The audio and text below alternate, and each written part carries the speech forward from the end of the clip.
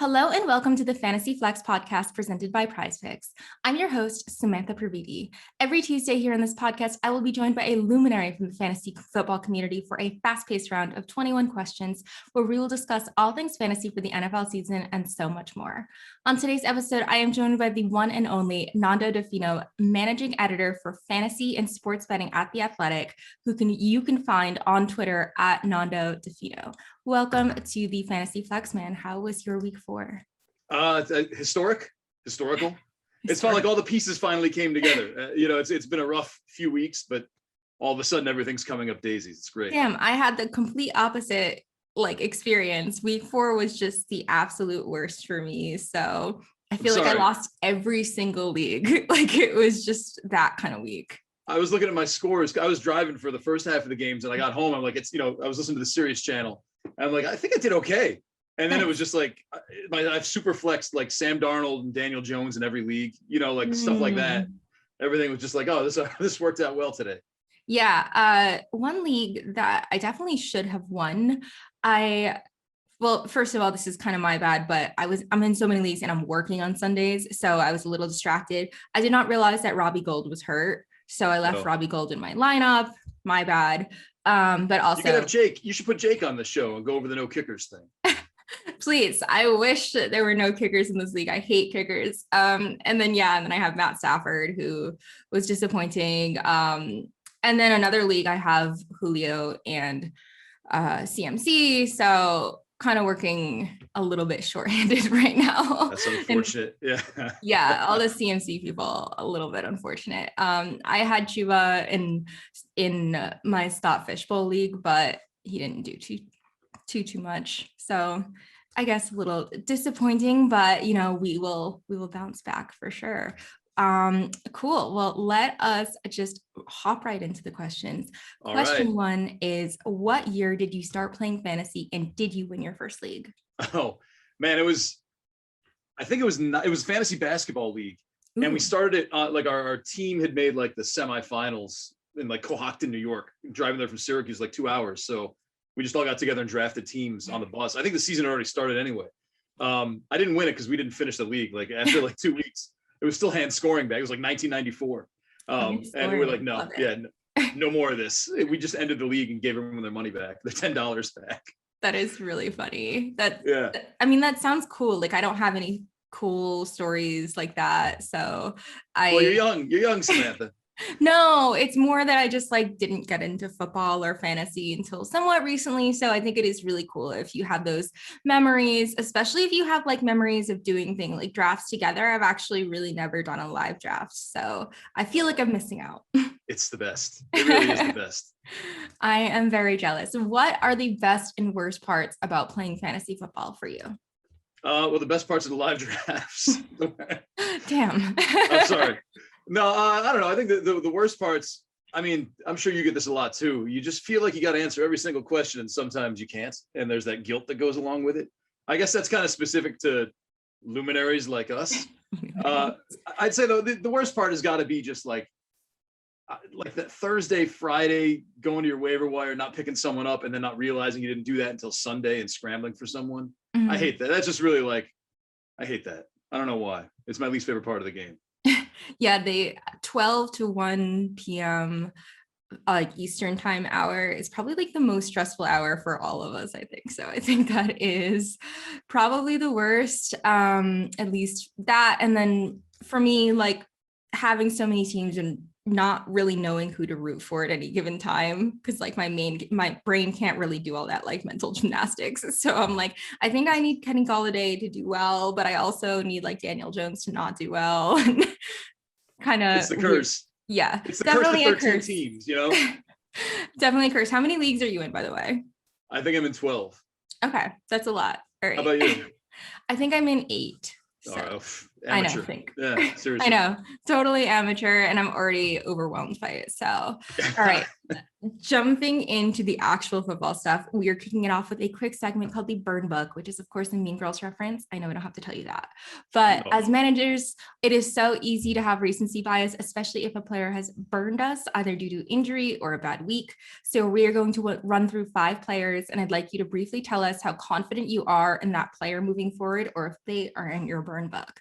Okay. The first player is Ryan Tannehill. He has finished as QB 24, QB 24, QB 8, and then will finish this week somewhere in the high QB 2 range. On one hand, he was missing AJ Brown and Julio Jones, but on the other hand, he was playing the Jets. Are we putting Tannehill in our burn book for fantasy? Not quite. I mean, maybe like I'm like ready to, like the pencil's hovering over, just because that weird Arthur Smith is gone thing is so, like, you know, it's not like the Falcons are amazing. So it's like, yeah, oh, I was just gonna say he's ruining the Falcons. So. Yeah, that's the weird. It's the weirdest thing to me. But he's also kind of, him leaving Tennessee has kind of messed up Tennessee pretty bad. I don't know. I do like the fact that he's getting like 10% bonus yards from finally throwing to Derrick Henry. And I love like Nick Westbrook, Akeem. Like I just like their depth. Chester Rogers, I got on some teams. So yeah, I'm not putting him in there yet. I never loved Tannehill, but I kind of like what he's been doing the last few years and kind of resigned myself to it. So he's not there yet. I kind of like him-ish. Like next week, are you putting Sam Darnold over Ryan Tannehill in your rankings? Oh, Sam Darnold, I'm starting over like everybody. But you're talking like the world's biggest Sam Darnold fan. I love it. Yeah. We have a Sam Darnold question coming up, so I will save that for then. The answer is yes. All right, so he's being penciled in. The next guy we were talking about is Myles Gaskin. 2 carries for 3 yards in week 4 just is not going to cut it with the way he's being incorporated with Malcolm Brown and Salvan Ahmed, both seeing carries. Is Gaskin going in your burn book? I mean, he was a guy drafted in like that late RB2 or early RB3 range. So it's tough. Is he going in people's burn books this week? He's going to mine. Well, look, this isn't the Chan Gailey offense anymore. And I think maybe we undersold like new offensive coordinators looking back on ADP and stuff we may have ignored. Because this new Miami regime does not seem to like Myles Gaskin very much if you look at his game log.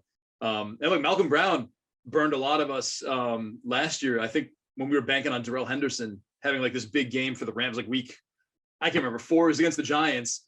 And like, we put Malcolm Brown anyone on that Rams backfield at any given time. And he's just come right over to Miami and started doing the same thing. So I don't know, like if this is Tua not being there and they needed a better blocker or whatever, but I don't think so. I think it's just Myles Gaskin just isn't part of this game plan with this new group of coaches. It's super frustrating. I thought I got a good value on him super late in Scott Fish. I had him in like Mike Davis. I went hero RB or whatever. So I didn't get like another running back for like 8 rounds. And I mean, they fell to me for sure, but no, it's just been disappointing, especially since CFC is hurt. So yeah, right. That team, I'm like ready to put on the ice flow, but yeah. All right. The next guy we are going to talk about is Juju Smith-Schuster. So I want to just preface this by saying I don't think that this is necessarily his fault. Certainly don't think it's his TikTok dancing's fault, but he has not impressed all season or scored a touchdown. Would you say that Deontay Johnson is the only playable wide receiver in this offense, and does Juju belong in the burn book? I think, again, new offensive coordinator, but it's Juju Smith-Schuster's strengths last year. I think we're catching the short passes and turning around and taking it. And assuming that he's healthy now, like this is perfect for a Ben Roethlisberger who can't throw. You know what I mean? Like he should, like what Najee Harris has been getting, like maybe 3 of those targets should have been going to Juju Smith-Schuster every game. So I actually kind of see an upside to him if they could just kind of like tinker a little bit. Like the Giants started playing Kadarius Toney out of nowhere, which is great. So people can change. So I do think like the Steelers maybe should be like, hey, why don't we just like some more slants to Juju Smith-Schuster and let him take it to the house. His knee should be fine now. So I'm kind of buying him where I can. I'm going to wait and see if people get angry and drop him and try and scoop him up on Thursday. Yeah, I was a little bit I mean, I was waffling over a start decision, which obviously didn't go super well this week because I did start him thinking the exact same process that like, well, Ben's struggling. He has no vertical game right now. So it's got to go to someone, but yeah, a little bit disappointing. But I do think better days are ahead for him.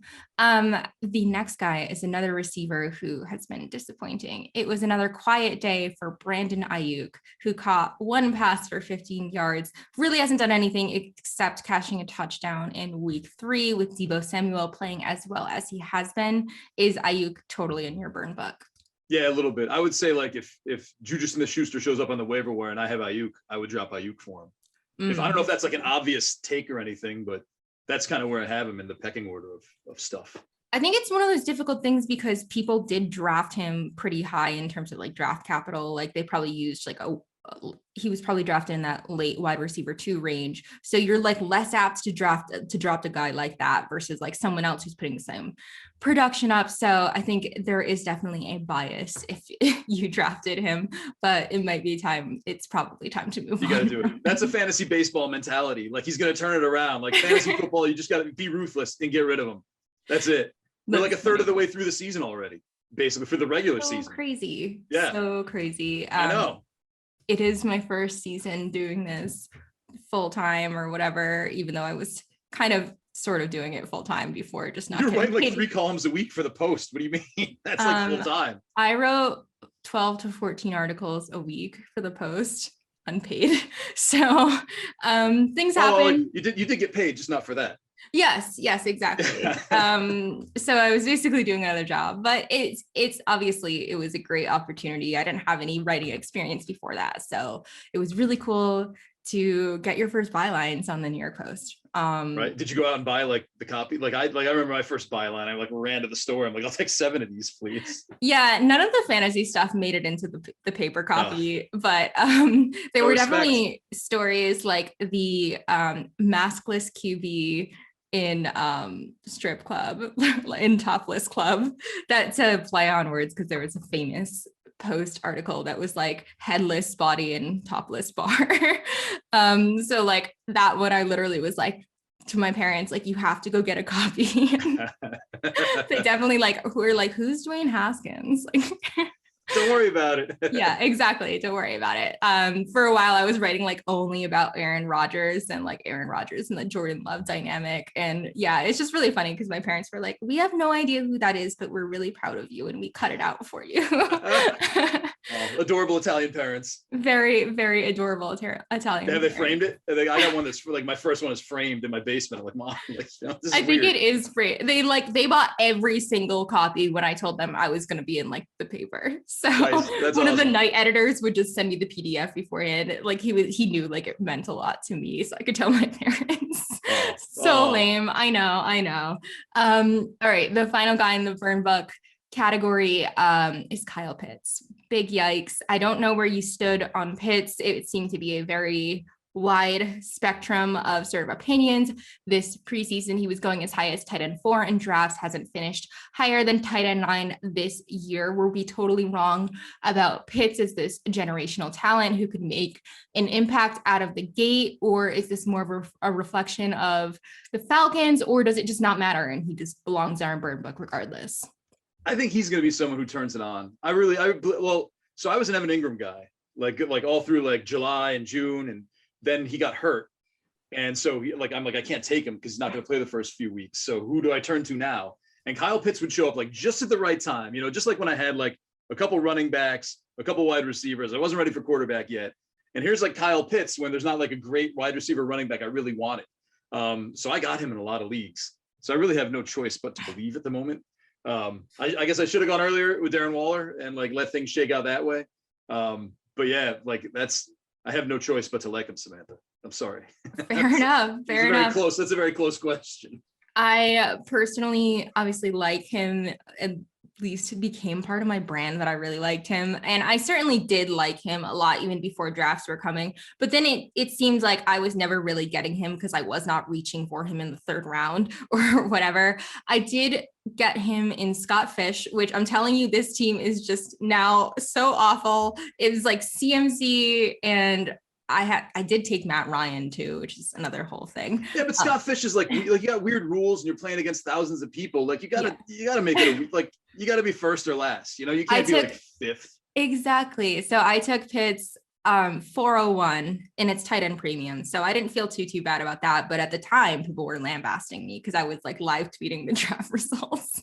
And yeah, I mean, it's Twitter. Of course, people are just going to lambast you for whatever. You're like, Christian McCaffrey is like RB1 and people are like, no. Dalvin Cook, what's wrong with you? Girl who plays fantasy. Exactly. Yeah. So I know the struggle on Twitter more than anyone else. I stopped tweeting. I just retweet stuff that our other guys write about. I'm fine now. I'm living the happy life.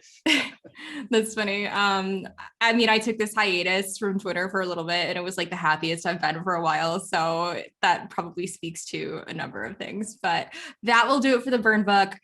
Our next segment is called Full Send, or that's Cap, which is sort of the opposite one. I'm going to give you 5 players whose values are on the rise. And I want to know, are you sending it on this player or is that Cap? So I don't know if I have to like explain this, but sending it is a ski term when you're like, oh, I'm going full send, dude, and I'm jumping off this cliff and I'm like ready to just go head first.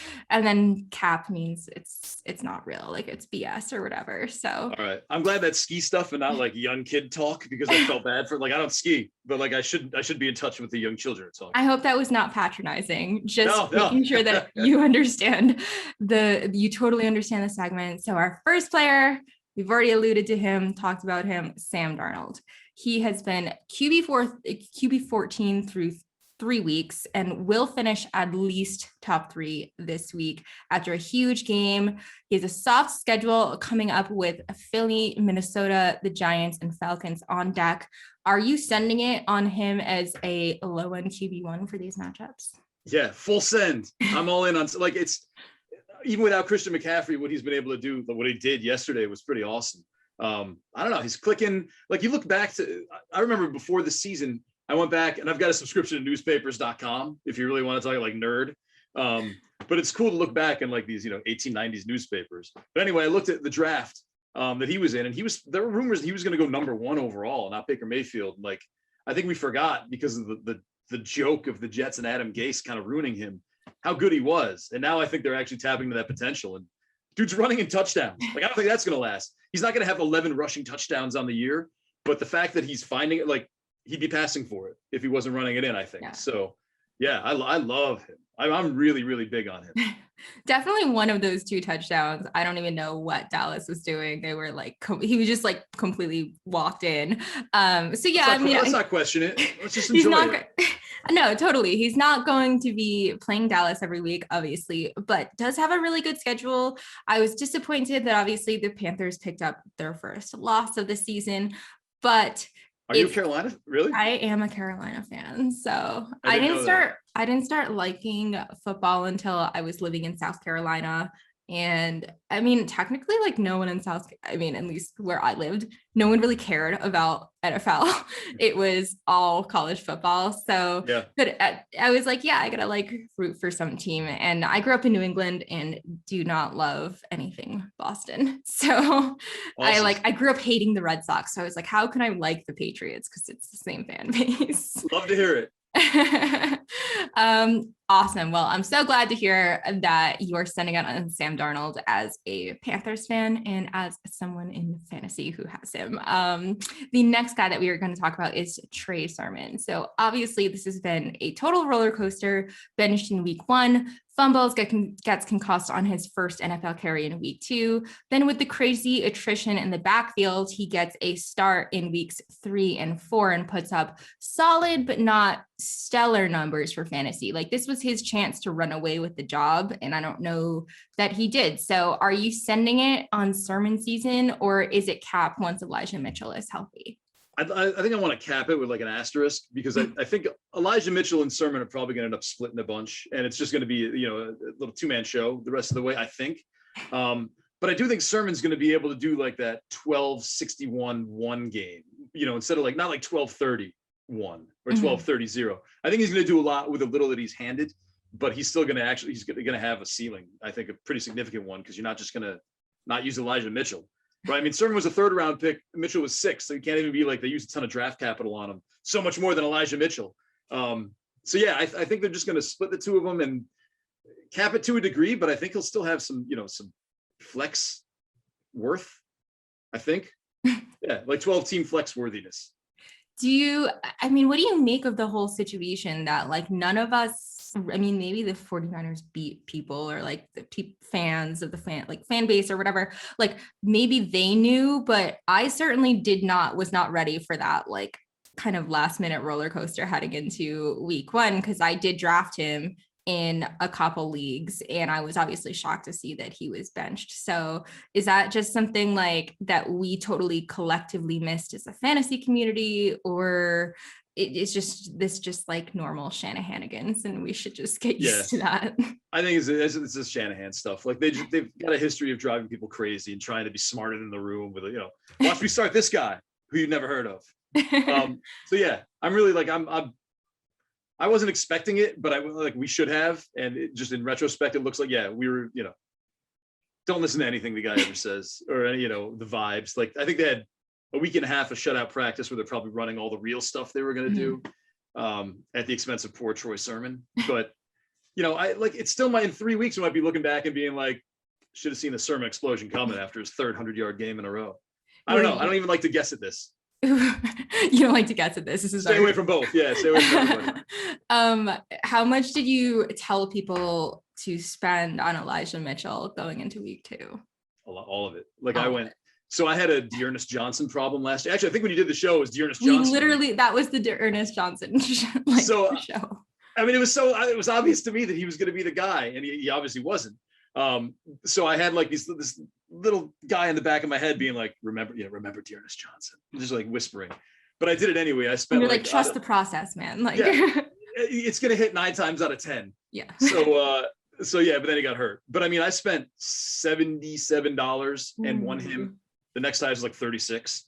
And another league I spent like 68, I think. And the next size is like 25. So whatever. I mean, I was telling people to do it, so I did it. Someone on Twitter, I can't remember the person, and I'm certainly not going to shame them for this because they came forward. Come on. I know, I just don't remember who it is. And let's pick someone to shame. Chris Towers. It's Chris Towers. Yeah, no. Yeah. This person came forward and told me that they bid 200 of their $200 fab. And the next highest bid was like $30 or something like that.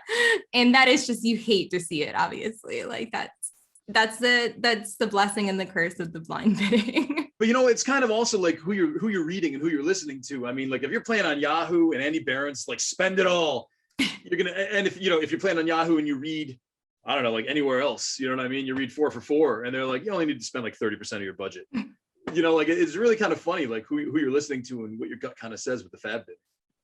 Absolutely. There's also like just so much like, I don't know, theory and strategy behind fab bidding, or at least for me. So I always bid like really weird numbers. I don't know if that's actually like a real strategy, but that is something that I do. All right. The next if you win, I mean, if you win, that's a great strategy. Then. A lot of times I do win, so I'm going to go with that strategy. All right. All right. Think of a clever name for it and trademark it and make it your thing. The Sam method. I will get on that. It'll be like Roger Federer's like saber technique or something. I got to get something cool like that. If you could spend all your money as SAYM, that's close enough. That could work. I love that. I'm gonna call the patent office today. It's yours. Cut this part of the video out, and that's yours. Go.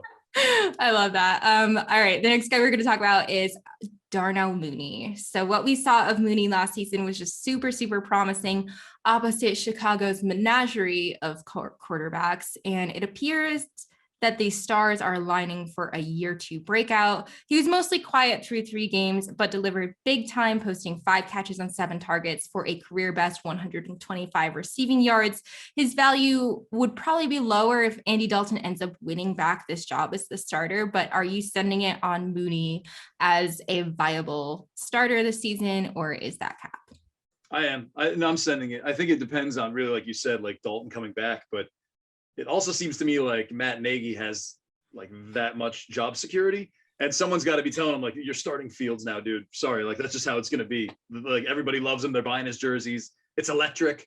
He finally had that good game, And so if Fields is going to be the quarterback, it seems like they game planned him really well. And part of that game plan was Mooney. So I don't see why he'd go away from him. Maybe like Allen Robinson starts either calling for the ball or like demanding a trade. Like, I don't know what kind of guy he is. I don't know his personality, but it just looks like Mooney's going to be like the number one the rest of the way. I think if Fields is still the quarterback, it just seems like when they click, they click. There's nothing you can do about it. Yeah, the whole Allen Robinson thing, obviously very frustrating. He was a burn book candidate as well. Interesting to see how that all shakes out for sure. Mooney was a guy that I talked about a lot as a sleeper. He was one of my favorite sleepers. So hopefully it is Mooney season to the Mooney. Next, don't trademark that one. I'm not. Did you bring up Mooney just to brag? Was he really not going to? This is such an obvious send it, right? No, I don't know. Right. He's like a guy that was really quiet the first 3 weeks. So I think worth mentioning for people, not especially the casual fan. Anyway, the next guy we're going to talk about it's another annoying backfield, Latavius Murray. So Tyson Williams was a surprising late scratch on Sunday, giving Murray, Le'Veon Bell, and Devonta Freeman more opportunities, which just interesting. Like that is quite a veteran backfield with a lot of, I guess, I don't know, experience, whatever. You could say tread. Tread. Yeah, I'm trying to be diplomatic, but Murray saw 18 of the running backs' 23 carries and tallied 59 yards and a touchdown. Williams did have 2 strong games and 1 not so good game in week 3. So it's a little curious to see him sort of already in the doghouse, possibly. My question is, are you going full send on Murray as the RB1 in this run heavy offense, or is trusting any Baltimore running back kind of cap?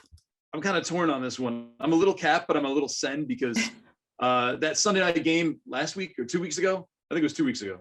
Murray was like really good in play action and great blocking. And, maybe something like Lamar Jackson with his bad back, like needed that. Tyson Williams, I thought was great. Like the way he was protecting the ball was not like how a rookie protects the ball. You know what I mean? He was doing some veteran ball protecting. Hot for Ramondre Stevenson. There you go. Poor Ramondre Stevenson. Yeah. Like Le'Veon Bell's activation is interesting. Maybe that just telegraphed the scratch too, because like if you're going to bring up Le'Veon Bell, someone's got to go. And I guess Tyson Williams was the scratch. They must have known something on Saturday or Friday even. But yeah, I don't know. Like Le'Veon Bell could be the guy next week with 12 carries, or Tyson Williams could reclaim his 11, or Latavius Murray get like 16 because Lamar Jackson loves him and the coaches love him. He seems like a Greg Roman back. So I don't know. I guess we'll cap it. We're going to cap it, but like if it's 2 weeks in a row, go for it because that means they need him. I do need a bigger sample size, but we do kind of forget like Latavius Murray wasn't just some guy sitting on waivers. He was dropped from the Saints over like a contract dispute. And I think he certainly has a lot of miles left. So we will see how that backfield shakes out. I'm very obviously heartbroken that J.K. Dobbins got hurt and then Gus Edwards got hurt because those were guys that I was really pumping up. Like I was all like, I think I told like 5 different podcasts to bet like the over on Gus Edwards rushing touchdowns total, which obviously like it's void, so it's fine, but still like I was all over the Gus bus train. So I got a friend who I don't know if they do this to you, like it's a random Thursday night, you're like, hey man, I'm in my draft, what should I do? I'm in the 4th round, here's a picture of the next best available. I'm gonna get Gus Edwards, he's awesome. And I haven't heard from him since week 1. Oh my God, Gus Edwards ruining friendships. Love it. Were we really friends to begin with?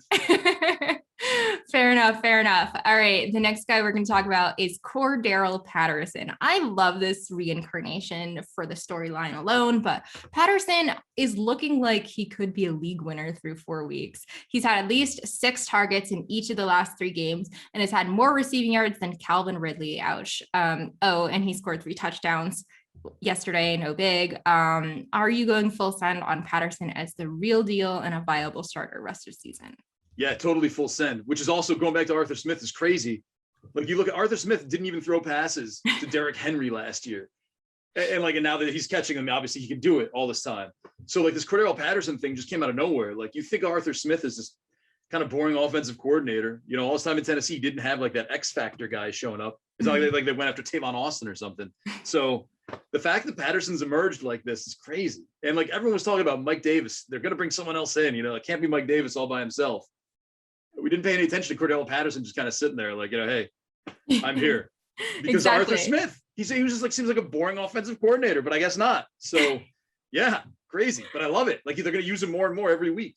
And if he's not going to be used as a running back, he's going to be used as a wide receiver. So yeah, we were totally wrong about this one, not just because like of Mike Davis, but I think like people were, at least in July, talking about JV and Hawkins as this like potential breakout. Hawkins gets dropped before the season. And then, I mean, it's certainly Cordell Patterson was not on my bingo card as a breakout. So, but I love it. So I'm going full send on him as well. The last guy we're going to talk about is Dawson Knox. He has scored 4 touchdowns in the last 3 games. Is he a viable streamer in this high upside Bills offense, or do you think it's kind of cap? It's tough. Like tight end it's very tough to like tough position and tough landscape. So, I mean, he could definitely be a top 12 guy for me. What do you think? I would go send on that too. I guess we're being very optimistic here today, but like the way you frame it as a streamer, like I'm not like, I think you got to be ready to drop him if it starts to get ugly again. Yeah. But you know what? Last year they had, and I'm blanking on who the other guy was, but they had 2 tight ends they kept going back and forth with. And I can't remember, like they took turns getting COVID. It was Dawson Knox and someone else. And that's the way it was and like now it's like the Dawson Knox show. So I feel like in a way, like they've kind of cleared out some room for him just to be the man. And I don't know, like I'm sure there are going to be some 2 for 21 0 weeks mixed in there. But yeah, Brian Dabel, he's completely changed his whole style. He was just like, used to be a totally run first kind of offensive coordinator. And when they got Stephon Diggs, they turned into a passing game big time. And I think you keep that up, Dawson Knox is just going to keep getting pieces of the pie over and over again. I wanted to look up who was on their roster last year. Because I also came up blank. Nate Becker was someone that was on their roster, but I don't think that's who you were talking about. No, that was not him. Reggie Gilliam. I can't find. Maybe it was 2019. Okay. Sorry, I'm blanking on that one, but maybe I'm making this up. Hold on. It was Dawson Knox and it was like another white guy tight end. Tyler Croft. Oh, yeah. I think he's been on the Bengals, though, right? Or I think it was Tyler Croft. Man, I don't even know anymore. I know I didn't make that up. I know no, Tyler Croft definitely used to be on the Bills. I just can't remember when. 2019. Okay, fair enough. I have been all over Dawson Knox breakout season. He was a guy that I talked about as a sleeper last year and then talked about as a sleeper this year. Obviously, it was a definitely a year too early last year, but maybe it is a Knox season. All right, we have 8 more rapid fire questions and we will get you back to all things fantasy and betting. Question 13 is, name one player you just can't quit or you find yourself making excuses for. So for me, that is Joe Mixon. Oh, all right. So they can be good. Ish. I mean, it was like someone that I spent years like drafting way too high and obviously getting hurt by, and I still did it this year. So I don't know, like maybe it's like it's just like a trust the process thing or something like that. But yeah, it definitely can be someone that's good now that maybe had a rough few years before. It's probably, I mentioned him earlier, it's probably Evan Ingram. Like I want him as my tight end on every team. He gets a ton of targets. Daniel Jones loves it. I guess to a degree, it's Daniel Jones too. He's a running quarterback. Like he can run for like 500, 600 yards in the season. Yeah, those two are on a bunch of my teams every year. And the only thing that was killing me this year was I didn't want to carry 2 tight ends. And I knew there was no way I could draft Ingram on a bunch of teams. Like he's on my best balls, but he's not on my real teams. Cause I like 1 tight end, 1 quarterback, like everybody else, I guess. So now I actually was able to pick him up a bunch when he got healthy and activated again. But I don't know. Jason Garrett's the offensive coordinator, and you look what he did all that time with Dallas, and you're just kind of like, he loves tight ends. Like he's going to make tight end a big part of this. And I think 109 targets last year for Ingram in the first year in a Garrett offense was pretty impressive. And Daniel Jones has shown propensity to throw to him. It's just like, he hasn't rattled off those 100-yard weeks. I don't know, but I'm still, I still just have him. He's where I don't have Pitts. I got Evan Ingram. He's definitely not this like flashy, but people do forget that the guy was a Pro Bowler like last year and that he is extremely, I mean, he was a crazy athletic specimen coming out of college and one of the best rookie tight ends. So certainly is a guy that I personally have on a number of teams. All right. I asked you before this who your team is. You are a Giants fan, so predict when. Surprise. By the way, congrats on your first win. That is great. Both New York teams winning. Love to see it. I don't even know what the line was on that game, but I feel like the Saints were favored by like 5 points. Predict when the G-Men will win their next Super Bowl. Oh man, 2032. How about that? That is not optimistic. No, I think you got to flush out whatever's going on now. Bring in a whole new regime, rebuild. That is the least optimistic answer I have received from anyone about their own teams. So I think I had like 3 Bears fans on and they were all like, oh, 2023, like it's happening. Okay. All right. Well, you got the quarterback. Yeah. I mean, you love Daniel Jones. You have the quarterback. You just maybe need a new coach. 40-year-old Daniel Jones leads me to Super Bowl. 40-year-old. I love that. Give us one Giants player who you think is underrated for fantasy. Well, I wouldn't use Ingram already, I guess. Austin Mack isn't on the team anymore. Oh, you know, it was Colin Johnson, I would say, but like I don't know what happened to him yesterday. So yeah, I'm gonna go through the entire roster until I land on someone who I think is underrated. Not Saquon. Kadarius. Kenny Golladay. Yeah, well, Kadarius Toney, I think people have like hanging on the bottom of their rosters, and now the question is, do you believe what just happened, or do you think they're going to Colin Johnson you? I think Kenny Golladay actually. So I help my dad's friend with his fantasy team, and someone had dropped Kenny Golladay. I'm like, we got to pick him up, man. Drop. He had Tevin Coleman still on the roster. Oh wow. But I think the fact that he was dropped somewhere is my out here, where I can be like, Kenny Galladay's underrated. I mean, he was definitely looking like an expensive decoy at the beginning of the season. So I did draft him in one league and I like immediately regretted it. But I'm glad to see that the Giants offense looks like it is at least working more than it was in the first 3 weeks. I asked this question to everyone. Do you think Joe Flacco was ever elite? Yes or no? For like an 8-game stretch, I'm going to say yes. I love that. Yeah. Everything came together. I agree. There were definitely a lot of like pivotal plays that like went in his favor too. Will any Giants player finish at the top 5 at their respective positions for fantasy? Yeah, I think Saquon's going to have that string like 130, 140 total yard games with a bunch of touchdowns in the middle. And so many running backs are getting hurt that as long as he just stays healthy for 17 games, I think he'll put up enough numbers to probably squeeze into top 5. I don't think Daniel Jones is going to do it. Evan Ingram missed a couple games, but maybe like tight end sucks so bad right now.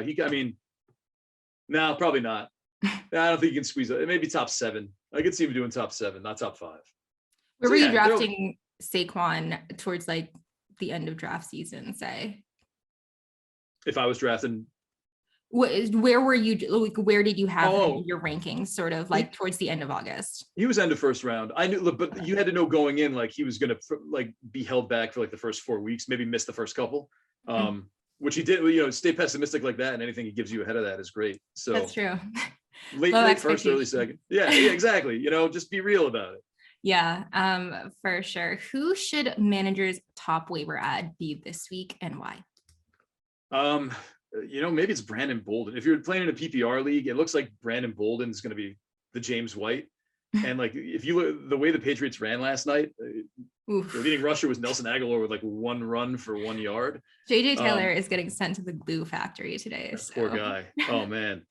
But yeah, I think, and I haven't looked at everything yet. I assume Darnold's not available in a lot of leagues. Kadarius Toney, you just don't know if he's going to do it again. I don't know. What was your answer? What was your answer for this? Probably I haven't really sorted out yet.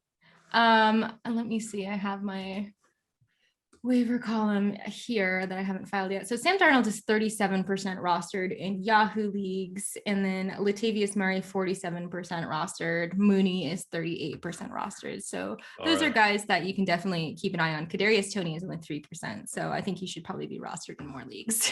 Yes, definitely. but Brandon Bolden's still my answer. Okay, definitely go full send on Brandon Bolden. Give me one player who you think is primed for a big fantasy season next year. I actually think Henry Ruggs might get it done this year, but I feel like he still has, like not as many targets as I would like. I think next year is the year he goes into like full on. So this sucks about the 17th game. I'm like 1,300 yards, 12 touchdowns. What's that like times 0.08? So yeah, I think that, but I think like Henry Ruggs is going to just be really good to awesome the rest of this year. And then next year, just be like, I think people could be like, he's maybe an end of first round pick. I just think like they're passing way more than I thought they would. And I don't think people are like fully bought on yet. And I think he needs a few more of those games. Like he needs that 150-yard, 2-touchdown game. I think when he gets that, it's going to break it open and then people are going to take notice and he's going to be the guy like next year who's just next leveled it. Add-on question, but do you think that the Raiders are kind of like a sell high right now, or do you think they're the real deal? I actually think they're the real deal. I mean, like, why change what's working? I mean, unless you're just kind of like that smart and playing chess and being like, we'll make them think we're going to pass all the time because Josh Jacobs isn't healthy. But I think, I mean, it's working. Like they have the receivers, like they're getting it done. They're looking great. It's amazing for fantasy. And Derek Carr is obviously, enjoying it and throwing a ton. So yeah, I actually think they're for real. Love to see it. All right, 2 more questions. How many attempts would it take you to make an extra point? Have you ever tried it 3? too? Yeah. So my brother was a punter at Fordham, and he kicked field goals. So I would help him kick. I would hold the ball and stuff, and I would kick some. I'm actually a pretty decent kicker. We did it in our front yard. Like we used to at the end of the driveway, we would line up and we would kick it, and if you hit it on the roof, there was a field goal. So yeah, I think like 3. I'm actually pretty good at it. Nice. But I'm out of practice.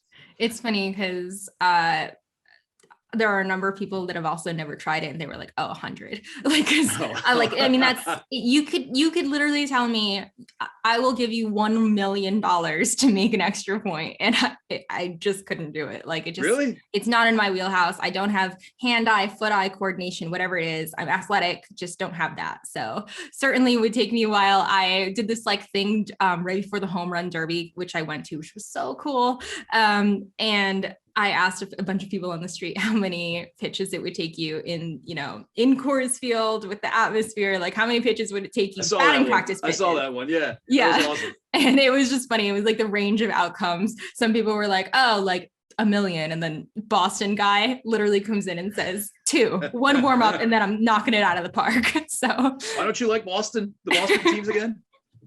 Just so funny. It was like perfect stereotypical Boston man, heavy accent and everything. So it was Sully. Yes, exactly. All right. Finally, if you had one cardinal rule to tell someone just getting into fantasy this year, what would it be? What you mean playing or like trying to be like an expert kind of thing? Playing. Trust your gut. Like you can read a bunch of stuff and follow everyone. Everyone's advice is going to be different, and there's so many different ways to play it. If you like someone, just go for it. It's a very short season. Someone can get hot and you can look like a genius. So, if you like Philip Lindsay, grab him. Why not? It's supposed to be fun. It makes the games fun to watch. At the very least. People definitely forgot how fun this is supposed to be. And I know like people that are more analyst style, like they have a lot of money leveraged in this. So it kind of makes it a little less just for the fun of it. But, just know that like no one's ever going to agree with all your choices. Someone in your league is going to make fun of you for taking Travis Kelce, number 6 overall, which is what I did in one league. And believe me, I got lambasted for that, but I don't care because I'm in first place. So that's all that matters. Exactly. All right. That will do it for this round of 21 questions with our esteemed guest, Nando Di Fino. Nando, I can't thank you enough for joining me during this insanely busy time. Please tell everyone where they can find you this NFL season. Actually, I'm not even doing much writing anymore now that we got sports betting. I'm like all behind the scenes. So like, if you'd like to see all the people that we've hired writing. Come check out The Athletic.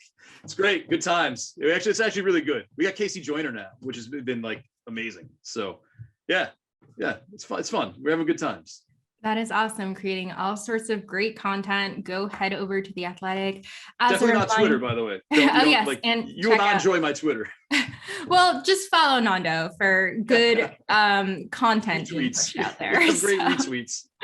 Thank you again. As a reminder, Sean Kerner and Chris Raybon are here on the Fantasy Flex every Monday, Wednesday, and Friday, giving you guys all the DFS waiver wire rankings info to help you guys dominate your fantasy leagues. I will be back Thursday and every Thursday with my mailbag episodes. Speaking of which, you should email any mailbag questions to mailbag@actionnetwork.com. Thank you for listening. Please rate and review our show on Apple Podcasts. Download us wherever you like to listen, and we will see you next time on the Fantasy Flex presented by Prize Picks. Peace out, y'all.